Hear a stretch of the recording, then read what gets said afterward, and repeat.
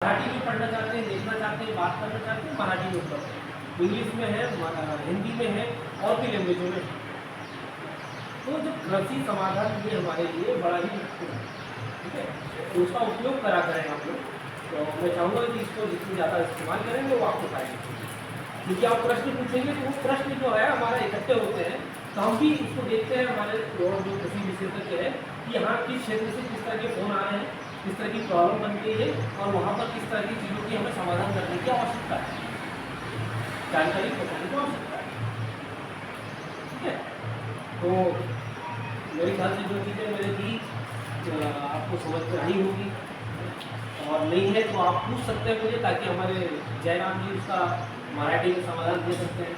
Sir वो आपने वो करनी में सोयाबीन की वैरायटी बोली 1460 MSCS 1460। हाँ MSCS 1460। हाँ, वो किसके वो आपने डेमो के लिए दिया है जी। आप उसको बियाने के लिए खरीदी कर देंगे, आप ही हम नहीं खरीदी करेंगे। हाँ। अब वो किसान का बीज बना, हाँ, चालू किसान का देखेंगे, अब किसका बीज अच्छा है, हाँ। कौन कितना रेट में दे रहा है, आप वहाँ से खरीद सकते हैं। नहीं किसान के लिए ठीक है। हाँ। किसान की तरफ से कोई भरोसा नहीं करता है। आप सर्टिफाई करके वहाँ को अगर किसान से लेके जाएंगे, वो पूरी आपने वो कर देंगे उसके पैकिंग। हाँ, वो उसकी बुआई कितनी है, वो प्योरिटी कितनी है, वो सब करके अगर वो पूरा उतर गया तो आप खरीद नहीं सकती, आपकी कंपनी ITC कंपनी नहीं खरीद। मैं इसका करता हूँ। हाँ। देखिए ये हमने बीज बैंक करके हमने एक योजना चलाई हुई है, हाँ। जिसके तहत हम लोग क्या करते हैं, किसान को नया जो भी वैरायटी आती है उसका 1, 2, 4 डेमो लगवाते हैं, ताकि और किसान भाई उसको देख सके वो क्षेत्र के लिए सुटेबल है या नहीं है, पहला। दूसरा, वो किसान जब दूसरे किसान भी उसको देखेंगे, वहीं पर लगा हुआ चेक करेंगे कि खेत में क्या कंडीशन है, फिर बीज की क्या कंडीशन आ रही है, और इसको खरीदने के पहले इसको हम लोग जनरेशन टेस्ट भी करवाते हैं। हाँ। ठीक है, तो 3 चीज़ हो गया, खेत में कैसा है, उसके बाद बीज की कंडीशन क्या है, सीड जनरेशन करवा के बता दिया। अब वो किसान ने अपना लगाया है, उसको तो मार्केट में बेचना है, लेकिन अब वो बीज है, अब वो बीज बना के वो भी नहीं बेच सकता, मैं भी नहीं बेच सकता, क्योंकि हमें बीज बनाने के लिए बहुत सारी प्रक्रियाएं करनी पड़ेगी, ठीक है।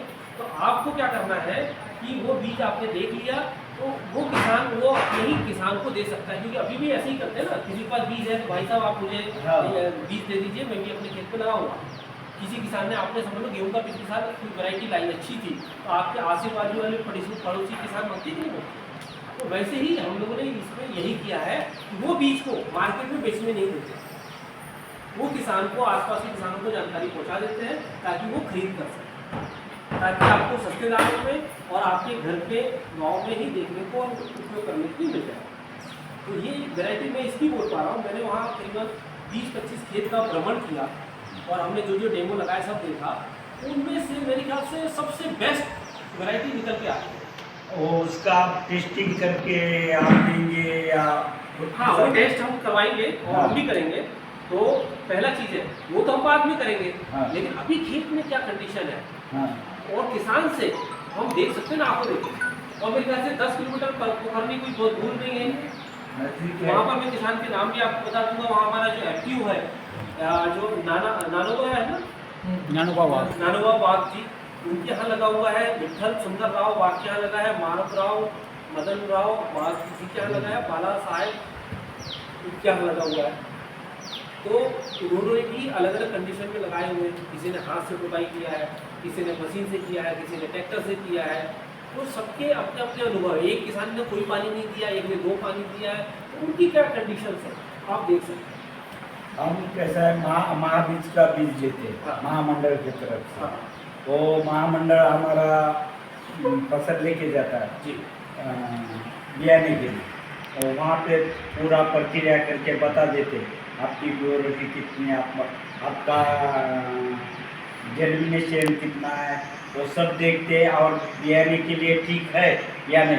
ठीक है तो ज़्यादा रेट दे के हमारा पूरा फसल वो ले लेते हैं, अगर ठीक नहीं है तो वापस कर देते हैं। वैसा आप नहीं कर सकते क्या? नहीं, वो चीज़ के लिए फिर हम आपको प्रेरित करेंगे कि आप ऐसा करें।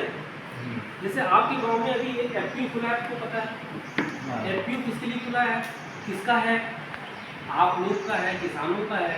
किसके लिए बना है, किसानों के लिए बना है। अब हम क्या कर सकते हैं उसमें, हम किसानों का समूह बना हुआ है, आपकी कमेटी बनी हुई है, कंपनी बनी हुई है। आप गवर्नमेंट से एक बीज उत्पादन का लाइसेंस लेना पड़ेगा। जैसे अभी आपने कृषि का माल बेचने के लिए, खाद बेचने के लिए आपने लाइसेंस ले लिया, ठीक है, और माल खरीदी करने का भी लाइसेंस ले लिया है। अब आपको बीज उत्पादन करने का भी लाइसेंस लेना पड़ेगा। ये बीज विभाग होता है, तो वहाँ से लेना पड़ेगा, ठीक है, आपने वो ले लिया। अब आपको इससे संबंधित कोई ट्रेनिंग चाहिए, आपने वो भी हमने दिलवा दी या बता दिया। इसके बाद आता है कि आप अब आप उस लायक हो गए हैं कि आप जाके ब्रीडर्स भी खरीद सकते हैं किसी यूनिवर्सिटी से या अनुसंधान केंद्र से।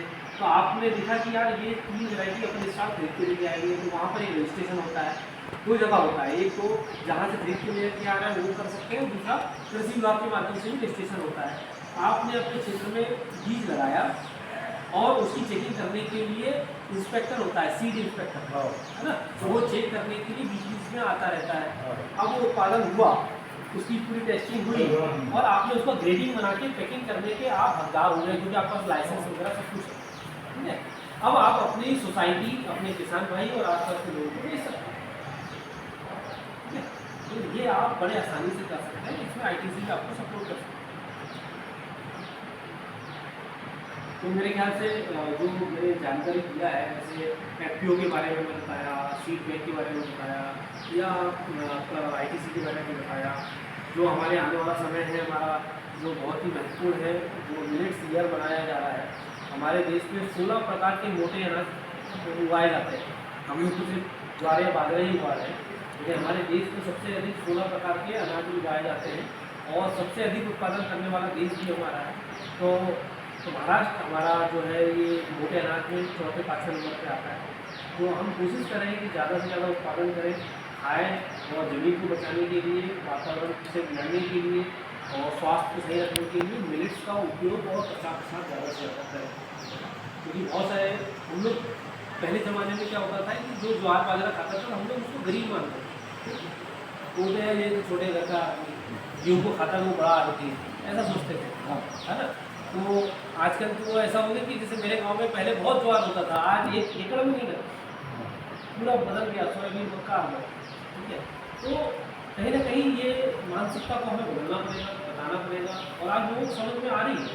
लेकिन एक आदमी के बोलने से, करने से कुछ नहीं होगा, हर आदमी को करना पड़ेगा, थोड़ा थोड़ा थोड़ा थोड़ा थोड़ा उसको करना पड़ेगा। तो ये एक मुहिम है, इसको आगे लेके चलना पड़ेगा। और आपके यहाँ पर अभी आने वाले समय में ज्वार के डेमोन्स्ट्रेशन काम करेंगे, उसको भी हम लोग कार्यक्रम रखेंगे। अभी जैसे नैनो डीएपी, नैनो यूरिया करके आपने सुना होगा, बहुत बार कहीं ने उपयोग किया होगा, नहीं हुआ मुझे पता नहीं, लेकिन हमने इस साल कुछ डेमो यहाँ पर लगाए थे, नैनो के लगाए थे। ये कुछ किसानों ने यहाँ पर स्प्रे किया हुआ है, वो भी आप खेत में जाकर देख सकते हैं, उससे उसकी बातें समझ सकते हैं कि भाई उसने डाला था तो क्या अंतर नजर आया। अभी मेरे ख्याल से नरेंद्र जी आएंगे तो मैंने उनसे बातचीत की थी, उन्होंने मुझे बताया कि हाँ भाई पहले मेरा जो कलर था सोयाबीन का वो पीला, हल्का पीला लाइट एंड कलर था, हल्का लाइट ग्रीन था। इसके डालने से एक तो डार्कनेस आया, हाइट थोड़ी बढ़ी, इसमें फ्लावरिंग की संख्या बढ़ी, ये उन्होंने ब्रांचेस बढ़ी, ये चीज़ें मुझे बताई।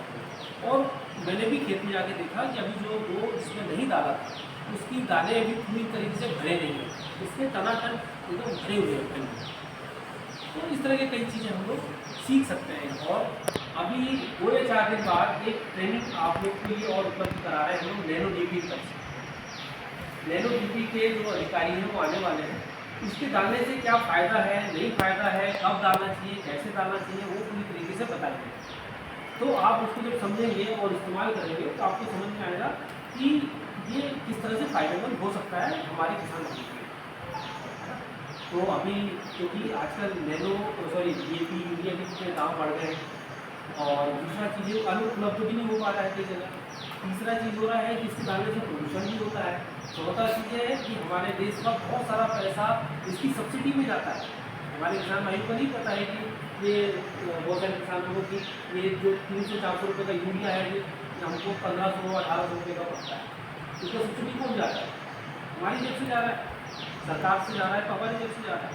तो जब बेसिक डोज में ज़रूरत है यूरिया डीएपी की तो हमने शुरुआत में दे दिया, लेकिन जो बाद में देते हैं उसकी जगह पर हम स्प्रे का इस्तेमाल कर सकते हैं, तो उससे बहुत सारा बचत भी होता है, फायदा भी होता है।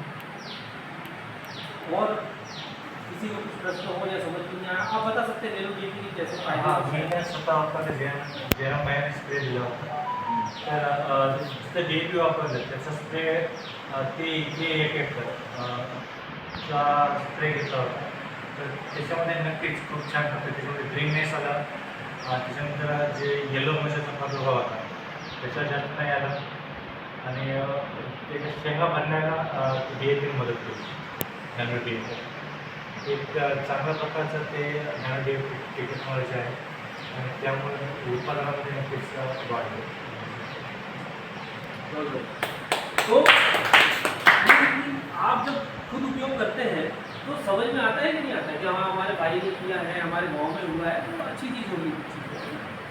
तो ऐसे जो कार्यक्रम ITC की तरफ से चलते हैं तो मैं चाहता हूँ कि आप लोग भी बढ़ चढ़ के भाग लिया करें, प्रश्न पूछा करें, मिला करें, बैठक किया करें, ताकि हमें जो है टाइम पे नई नई चीज़ें की जानकारी मिल सके। अभी जैसे कि भी आप लोग प्रश्न करें कि भाई हमारे ज्वार में जो आपका हार्वेस्टिंग के समय में प्रॉब्लम आती है कि भाई हार्वेस्टिंग करते समय जो कम समय में कैसे हम हार्वेस्टिंग कर सकते हैं, कम बचत में कर सकते हैं, ऐसे प्रश्न पूछेंगे तो हो सकता है कहीं जानकारी मिले। BBF मशीन आई हुई है सोयाबीन में, जिसमें आप कहीं पानी बह जाता है तो नुकसान हो जाता है, या पानी देना होता है तो उसमें फ़ायदा हो जाता है। कोई बहुत सारे किसानों ने यहाँ पर बराबर अंतर पे नहीं बोया है सोयाबीन, बराबर अंतर पे नहीं बोया है। उसके कारण क्या हो रहा है कि उसमें हवा का आवागमन जो एरेशन होना चाहिए प्रॉपर तरीके से नहीं हो रहा है, तो क्या हुआ उसका उत्पादन कम आएगा। फसल बहुत अच्छी लगी है लेकिन उत्पादन कम आएगा। जिसने थोड़ा सा प्रॉपर अंतर पे लगाया हुआ है, उसमें एरेशन हो रही है, प्रॉपर हवा आना जाना हो रहा है, वहाँ का आप देखिए किस तरह की फूलें फलने लग रही है। कोई आसपास खेत में अंतर दिख जाएगा, आप बोलेंगे कि नहीं मैं बहुत खाद डाला, मैंने बहुत मेहनत किया, मेरा उत्पादन कैसे कम आया। तो जो छोटी छोटी गलतियाँ हैं उसको सुधार करना। तो मेरे ख्याल से बहुत अच्छा लगा, बहुत टाइम मैंने लिया और आपके बीच में मुझे आके बहुत अच्छा लगा। और आपका गांव बड़ा सुंदर है कि गोदावरी जी के किनारे में है और एक बढ़िया सुंदर मंदिर भी है आपके आंसू जी का, और मैं दर्शन करके आया हूँ चीज़ और ऐसा मौका मिलेगा कि ज़्यादा से ज़्यादा आप लोगों के बीच में आ सकूँ और आपकी तरफ से कुछ प्रश्न आए कि भाई और क्या चीज़ें हम बेहतर कर सकते हैं। हमारी कोशिश रहती है कि हम उसमें ज़्यादा से ज़्यादा क्या अच्छा कर सकते हैं। बहुत बहुत धन्यवाद आपने समय दिया। अकोल्याला महावीर चतुर्वेद मी घेतो